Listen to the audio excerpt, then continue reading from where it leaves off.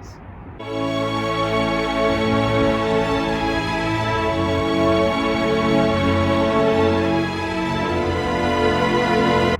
What the hell?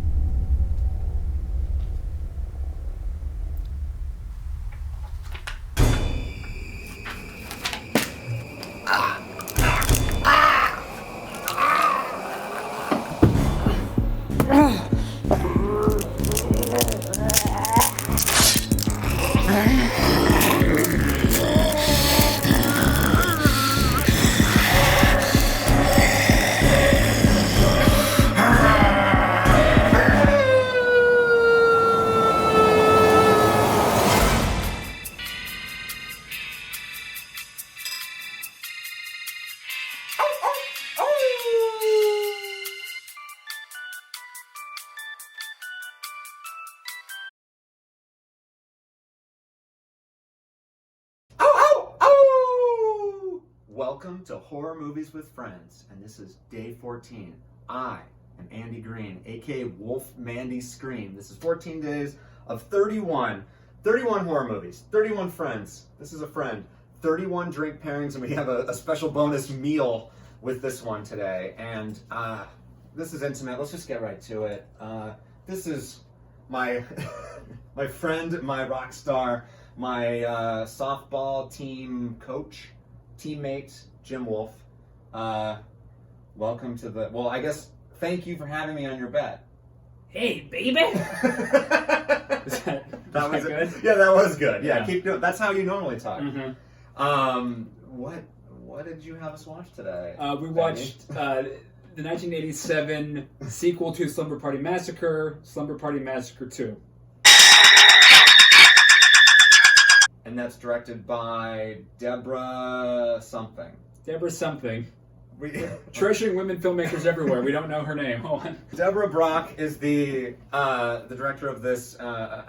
This art masterpiece, and it can be found on TubiTV, on Shudder, and probably other places. And if you have to see the first one, or you can watch the or YouTube. not at all. Yeah, not at all. What did you expect before we watched the movie? I prompted you with, okay, you've just seen the first Slumber Party Massacre. Yes. What is your sequel going to be? If you haven't seen the first one, it's a pretty basic. Slumber. It's in the title. Yeah, it's what you think it is. Yeah, girls get killed during a slumber party, yes. And there's a survivor with a younger sister. Mm-hmm. But we'll get to that later. I liked what I told you was if I was going to do it, I was going to go into Roger Corman's office and pitch swapping the gender. It's going to be a male sleepover movie, and there's going to be a female killer.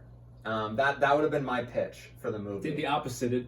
The killer was more male than ever, more masculine than you could possibly fathom. No. But was he? Did he even exist? That's a good question. Because we should get into that at some point. But he makes the comment very early on that I am you and you are me. I think it's just all of her. Isn't it like the Barney song? Well, yes. I think he does. I think he's really just a representation of all of her different fears. We can get into that at some point. Oh, before we get into fear, yeah. Let's get into our number one fear is this is a weird party, and we are going to enjoy this. It's from Say Win Winery, Weird Parties. It is a 100% Grenache Blanc, natural wine. It's an orange wine made in Lompoc, where the prison is. Mm-hmm. And this is semi-carbonic, so it's semi-sparkly. Bingo. Use your sacred scarab. Yeah, the sacred. Oh, this is a scary bottle opener. I feel like I'm not doing it right. How do we? Someday, we are going to be in movies and rock videos and everything. I'm get a gigantic drill guitar to help you. Oh, that's what I'm. Oh, there's a dog there. I almost stepped on the dog. Let's see if we can get Weird Parties in this nice glow. The lighting kind of looks similar to what this wine looks like normally. So here, hold it for us here. And I got this from Vinovore, LA, a woman-owned wine shop. Sheila! I know. Right. And this was highly recommended, and I saw it and I was like, oh, this is Jim. Weird Parties. Yes. This is this movie. So here, this will be for you. Thank you. Let's enjoy Say When. That's probably good. It's fine. I didn't spill on round 1. We have someone watching, making sure for this moment right here. Oh, we did it. All right. And my bedroom's always this color. It's always this It's pink. like pink. This movie's very Cheers. pink. Yes, it Cheers. is. Yeah, Oh, absolutely. yeah. To slumber parties. And massacres. Yes, and massacres and sex dolls. Mm-hmm. And just. Oh, yeah. The sex doll thing is not even the weirdest part of that movie. Not even close. Oh, Sheila, your brother is such a pervert. Hey, it runs in the family. Oh, did they hurt you? Hmm. Wait, What do you think? I feel like I didn't get it on that first little thing there. It does have the bubbly thing. Is all Grenache Blanc bubbly? I don't think so. I don't know much think about so. it. Yeah, no, this is not. I couldn't say I'm a Grenache Blanc, and well, I was gonna say enthusiast or expert. I know more about massacres and slumber parties than Grenache Blancs. I like it. It feels. It's actually quite dry. No. I can tell what colors things actually are with these fucking sunglasses, yeah. And the pink. It has a peach sheen. Yeah, which is again perfect with the color palette of this movie. Yeah, this was very a pastel. Yeah. Like, and there was a lot of turquoise. The guitar, her guitar. What's her fucking name? Courtney. Yes. Courtney is the main character. She is the younger sister of the final girl of the first movie. Yeah. And she also survived, and now she's haunted from the trauma of that. Her older sister is now in an insane asylum because of the events. So did she survive? And perhaps. Yeah. Yeah, perhaps is she the one? Is she the killer? That's the thing. I'm not entirely sure. Well, yeah, she does pop out a few times, but in her dreams. This is also very much a Nightmare on Elm Street sort of, not necessarily ripoff, but it's entirely influenced because like the first one comes out in '82, so, and it's very much influenced by obviously Halloween and Friday the 13th. And Prom Night and all the early slashers. Yes. And this one comes out '87, which is 3 years after Elm Street, and you can 100% tell that they've seen and love Elm Street. They do they steal the exact same shot of her in the bathtub. Yeah.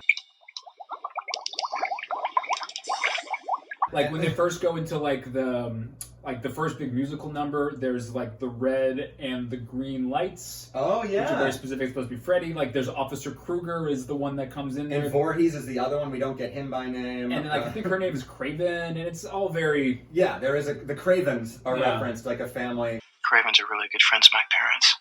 It's very Nightmare on Elm Street, and also she's dreaming these things. Yes. So instead of basically having a nightmare dream come true, although maybe that is what happens, she sort of has either past dreams or future dreams. Like she had a convenient recap dream of the first movie, and then a future, basically premonitions of this rock star kind of like, what Jim is inhabiting. Yeah. Well, let's go back to why I... Oh, please. Yeah, why the fuck are we watching this? And why do we have some Little Caesars here? Well, I'll get to that in a second when we start talking about the driller guy. Okay. Driller killer. But the reason I picked this, I just think it's interesting because basically we're talking about kind of the early parts of slashers, what the first one reflects later slashers in the 80s. Basically by, I think, like, around when the first Elm Street comes out, like 84, 85, the genre is kind of completely out of ideas. I mean, Elm Street's the first kind of new blood, but everything else, like, Michael Myers is done by then. Jason, by 85, that's part 5, which is kind of the one where Jason's not even in it, and a lot of fans don't like it. So, 85 is kind of when the whole genre is run out of steam, and starting about 86, 87, I think a lot of the filmmakers really I think it's like a new, I don't know what the word. Well, yeah, like a new dawn. Like I think they're really pushing themselves, saying, "What else can we do besides just run around and chasing people?" Because we've done that. Right. Something else to do. Like I would say, the 6th Friday the 13th movie, Jason Lives. That's 86. I think that's a really good start of it. Like that's the movie that is the inspiration Kevin Williamson had for Scream. Okay. When they started adding like humor and tongue-in-cheek stuff, and this and being self-aware about exactly. And I think this is in that. tradition, I suppose, when they really start to say we can't do the same old thing. How are we going to break out of that? So that's why this one is. In the whole third act is basically a musical. Yes, yeah, and that's how they break out. I was going to ask you, how do they break out of it? And it is. I think you are right. When I first watched it, I was like, no, this just doesn't feel like necessarily they're self-aware. And I'm like, oh yeah, they are. This is heaven. They are very self-aware when they're having pillow fights and feathers are everywhere. Yes. And they're laughing, calling each other chickens, and there's sex Needless dolls. nudity, Needless, they're reading smut books, Wet, Hot, and Wild, which we looked, and Jim does not own that copy. But like... I don't own that copy. I own a copy. Yeah, you don't have the one from Slumber Party Massacre II. I don't have that edition. That well-thumbed tome. Looks hot, wet, and wild. I often watch these like when I'm working or like...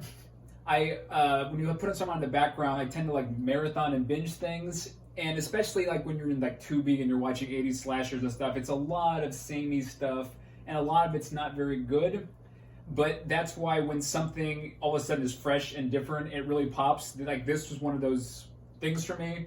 Like maybe 3 or 4 movies have been on in the background I barely knew they played, and once this started, all of a sudden I stopped working and I kind of went like, "What is this?" What's the moment when you started paying attention? I thought it was kind of early, even when in the beginning when they start to do that like quick flashy montage of what's going on with the dream stuff.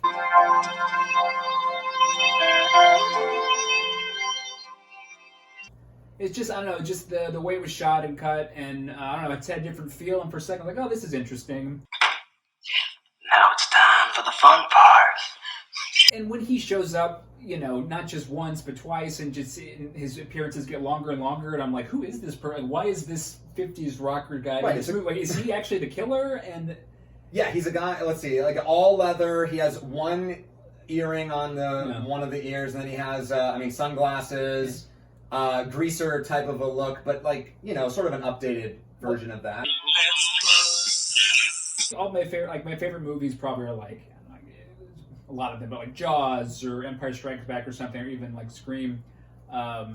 Scream's a little different, I suppose, but like they have this thing where the first act is great, and the second act is better than that, and the third act is the best of all. Yeah. Just has this thing, and even though it's like dumb as this movie is, I think it truly has that. It fits I think the second act's better than the first act. I think the third act is the best act in the movie, and it just kind of keeps getting better and better and better. It certainly builds on it. It gets.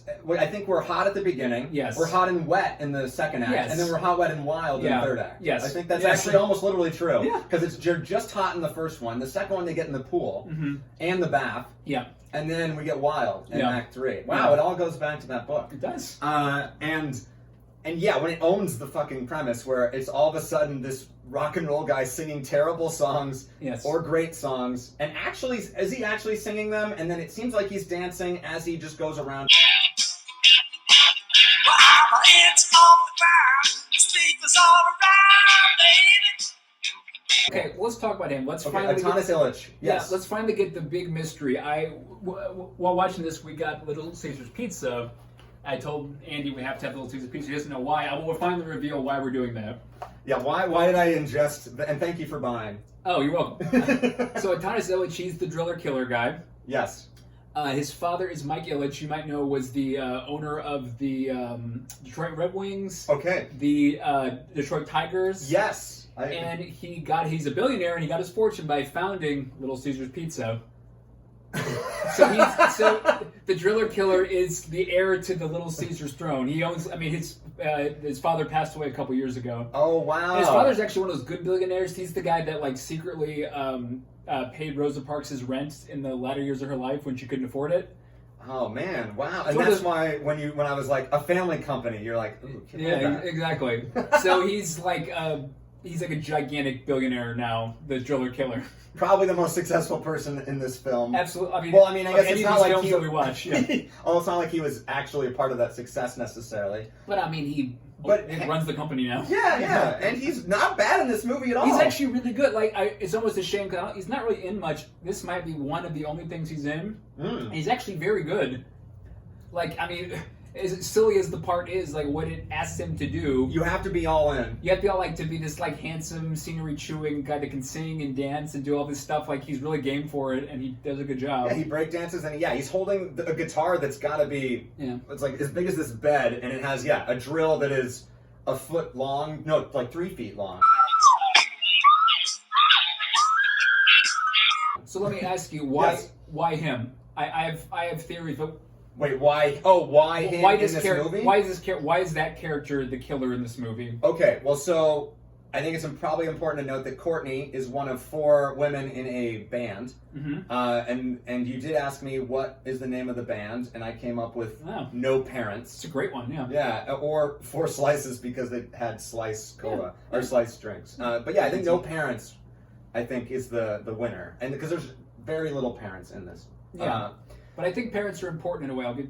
Oh, please. Okay, so why a rock star? I mean, I think you did mention it's like the most masculine sort of thing. It's also sort of maybe the opposite of like they're a girl group. I don't know, but I don't. I mean, is it just because we wanted to make it musical and be weird? I don't think so. Well, I mean, the answer to that is yes, of course. Like, like in the grand scheme of things, they wanted to make something weird and cool and whatever. Yes. Yeah, like we've never seen someone stab someone with a drill guitar. But I would say specifically why they chose that. I think it goes back to those lines about how he says like "you are me and I am you." And he's just again, if we accept the end of the movie as gospel that she's dreaming all of this up from her insane asylum.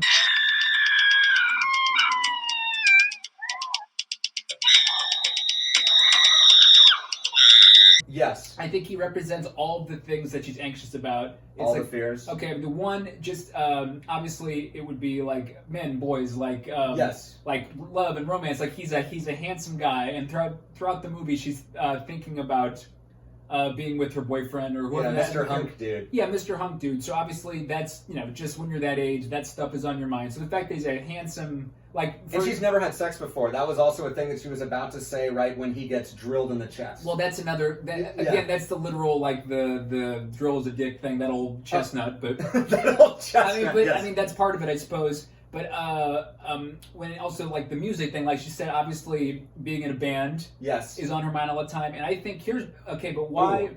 But why is he like a 50s rocker guy? Because does that go to the parents? I believe so, because obviously rock and roll. Well, because I think it's like that would be the kind of guy that would be like the worst fear of the parents. Well, no, I don't think the worst fear. I think it's the kind of person that her mom might have been into. Like when her mom was her age, that was the kind of music she'd be listening to. Okay. And the first, I mean, they kind of dropped this thread after a while, but the first 10 minutes or so were a little bit about how she and her mom are trying to work stuff out.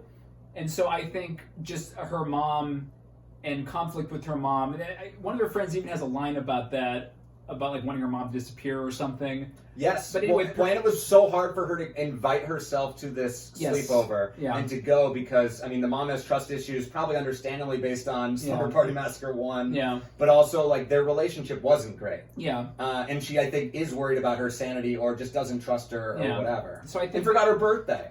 Another thing. Exactly. I didn't even think about her. So that's why I think having a rocker from a different era, like her mom's era... I think makes sense. I think that's the reason. He's a rocker from 1956. That's the exact year. Yeah. It's party time, kids. And I think you're right about the parent connection. Yeah. And it's just the things that are on her mind, and it kind of all comes together in the form of one person. And so she is the Freddy sort of a thing, or like this in your mind. The whole movie is just her in the insane asylum, and none of this has actually happened at all. I would say. My thing is yes, and I also think it's interesting that obviously she was a little girl in the first movie, and once she finally becomes the age of her sister, then this fantasy starts to go in her head. Like, if I had a slumber party of my own, this is what would happen, probably. That makes sense. So that's like why is this happening now in her brain? Because she's finally the age that her sister was in the first movie. Yeah, and it like unlocks that thing, and then I mean, but if you're her, would you ever go to a slumber party? Hell no. Did you ever have, like, what's the most traumatic slumber party you've ever been to? Well, it's funny you mentioned that. I can, specifically... Oh, please. It was because of a horror movie. It was, this was 6th grade, so I'm like 12.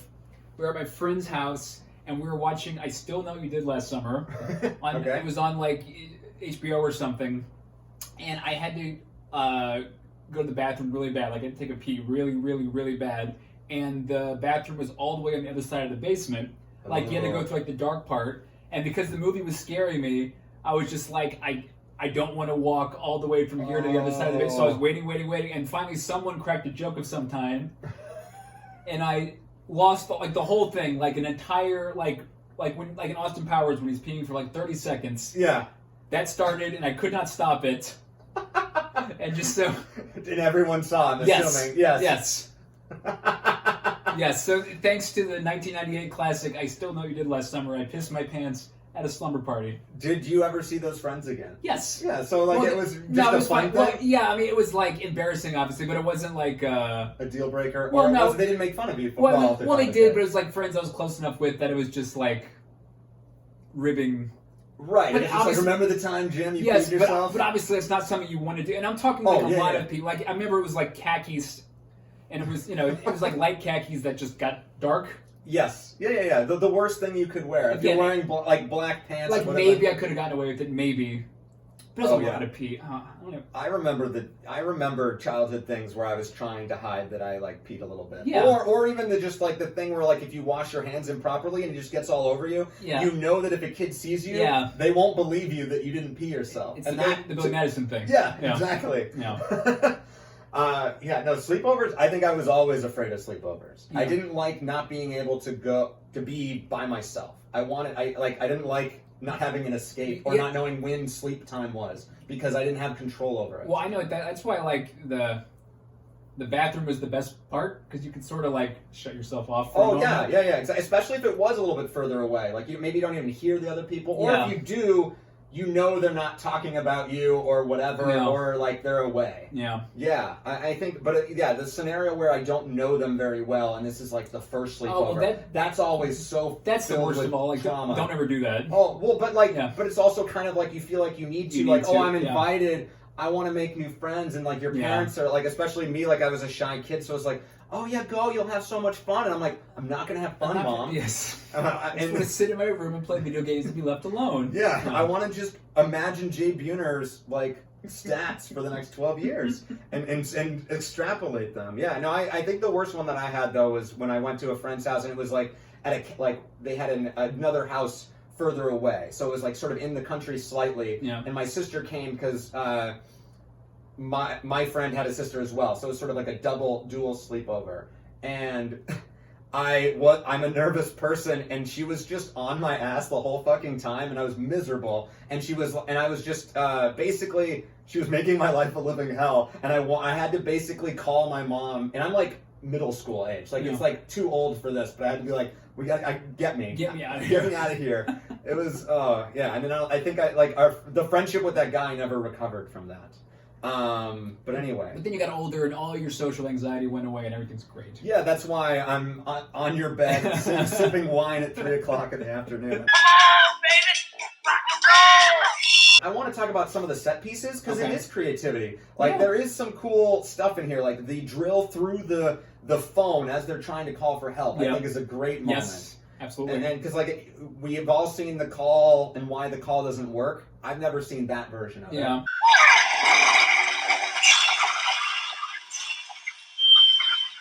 We never really. There could have been something with the sex doll because, like, they played with that sex doll way too much, and they never paid it off with some stupid. Because, like, everyone was being so weird about that sex doll. I mean, not that there's a way to not be weird with a sex doll. I mean, I suppose the one asshole guy, I forget what his name was, but the asshole character, he should have died by blow up doll somehow. I don't know how. Yeah, he should have been killed by the blow-up doll. He actually got kind of the lamest one, just like a slash down the chest. Yeah, exactly. Just something, at least the blow-up doll's on top of him, and then he gets drilled. So it's like, oh, you want to have sex with this blow-up doll here? Yeah, exactly. Like he's fooling around because his girlfriend's mad at him because he made another pass at her. Yes. And then the drill just goes right through. And then there's also a fun thing about he just got fucked. Yeah. And he needed to. Fucking TJ. Yeah, because when he's reading from the dirty book, he talks about like the pulsating tool or whatever. Yeah, foreshadowing the drill. Yes. Yeah, exactly. Yeah. Yeah, no, And he also like almost drowned Courtney, our lady, just because she had a hangover, and he's like, "Oh, the solution is to drown you in the pool." Oh, well, that reminds me of I like the hand in the sandwich a little bit. Gently his hand caressed her melon like. The hand in the burger was so good. Or yes. actually, the best, probably the best bit of the whole thing is not even driller related. It's the giant pimple thing. That, you're right. Okay, I'm glad we got the really exploding good zit was so good, and yes. I'm really happy we got an exploding zit. That's another bit of adolescent anxiety. Yeah, that character, she was, and actually, yes, that's so right. That's what you're saying. That's why I'm saying all of those characters really are just, I don't know, different parts of her fear. Because I think it was Sally. And the whole time she's just like, oh my God, can you see all these pimples? And there's nothing on her face. Yeah. She looks great or whatever. Yeah. And then she's like progressively putting like little, cream on her face. And then all of a sudden she turns into this zit monster and explodes. And that was great. But you're right. I think that actually is the most compelling evidence to your... Yeah. You're like, now I am the jury. Yeah. And I think I'm just like, oh yeah. It's about adolescent anxiety and the different facets of it. Your parents, your boyfriend, your friends, like your own personal appearance. And were all the other ones that are sort of more sexualized than her, were those just sort of like, I guess the fear of being that person, or the fear just the fear of that part of yourself, because... Right, because you're not supposed to, again, like... You're not supposed to, yes. Well, you promised your mom that...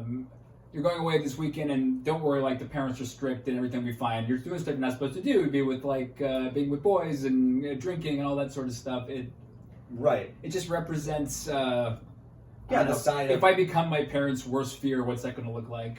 Yeah, and you don't want them to be right. Man, I don't know if I'm going crazy or what. You must think I am the weirdest person in the whole world. Yeah, I think that is it. I think that's entirely... Well, and it just fits with the fact that she's just having these dreams all the time. Mm-hmm. And in most of the movies also about people, like, basically not believing her, too. And that fitting in with being in an insane asylum, or just the fear of being insane that we all sort of have. The fear of being weird or saying something that no one will believe. Yeah.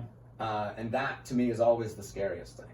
And that's, back to why I chose this in the first time. Yeah. I think we're having somewhat of an interesting conversation talking about this, and for the majority of stuff on Tubi are the stuff that, that were like slasher ripoffs. You can't really talk all that much about it, which is why, again, I like this, because when it's called Slumber Party Massacre II, you have every right in the world, if you want to be lazy and just do nothing. And I appreciate them. They said, this is my shot. I'm going to do something. Yeah, I think just the guitar drill alone is something unique. And then the fact that, yes, this guy is singing and dancing as he is trying to, as a slasher. Well, that one sequence, the one in the house, when he's like, here's like the fun part, and then like when he's like, there's a whole choreographed musical number. Yeah, like they wrote that, and they didn't have to do that, like you said. Yes. And then this, as many bad references to, like, I can't get no satisfaction, and then of course Light My Fire. Oh, come on, baby. Light my fire. Again, which are all musical references to like stuff her mom would have liked. Well, the door. That's 67 and 65 are those two lyrics. Okay, yeah. So when the mom was a teenager, she liked those doing lyrics. When she was having her slumber parties. Exactly. Yeah, that's true. This is what was listening on the radio. Yeah, because this is 80. This is 87. Yeah, it's Guns N' Roses is just about to start. That's true. We're in a different era for sure. I was gonna say one of my favorite gym memories, and it connects to the fact that. No one believes Courtney in this movie. I think we were playing softball, and you said that you were the character in my movie where if anything was happening, I would tell you and you'd believe me.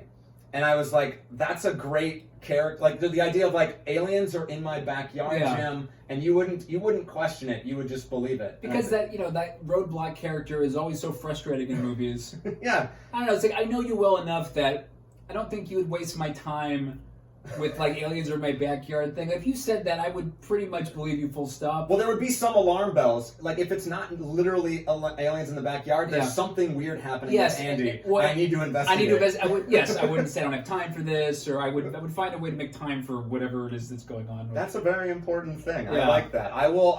Now that I'm on camera, I will say I'm the same to you. So whenever there is a guitar drill killer out and about, let me know. I might not be able to help, but I will believe you. And yeah, thank you for having me on your bed. Yeah. And talking Slumber Party. I mean, this was great. There's a third one too, isn't there? There is. I don't know if I've even seen it, so maybe it's good. We'll watch it right now. I'll get back to you. We'll see you in an hour and a half. Well, thanks for having a weird party with me. That's right. Cheers. To weird parties. To you for listening, and as always, I am on this bed to pay homage to a friend of mine who would have loved watching this movie with us, and for the Trevor Project, a nonprofit organization dedicated to helping LGBTQ plus youth with crisis intervention and suicide prevention. So if you have any money, I mean, I hate asking for money, but just if you have anything to spare, it's a great cause. I asked many people, and this one always came up, the Trevor Project. And it also, they have the same color scheme as Little Caesars. Well, I will see you all tomorrow, maybe, in quotes, for day 15 of this fucking madcap journey. And I will probably be singing and dancing while talking about Audition, the 1999 Japanese film. With that. Yeah, Takashi Mike. I have seen it already now. And yeah, that's going to be a fun one. I'm talking with someone I've never really met before about that movie, which is it's a good first friend date. Chloe Zach. So we are going to be talking about Audition. That is on Shudder, and I think several other things as well if you want to follow along. And that's your homework. That's your homework, Jim. Oh, sure. And yeah, I will see you at the next phase of the moon. And in the meantime, let's howl at the moon for the friends we miss, the friends we wish were here to see this. Ow, ow!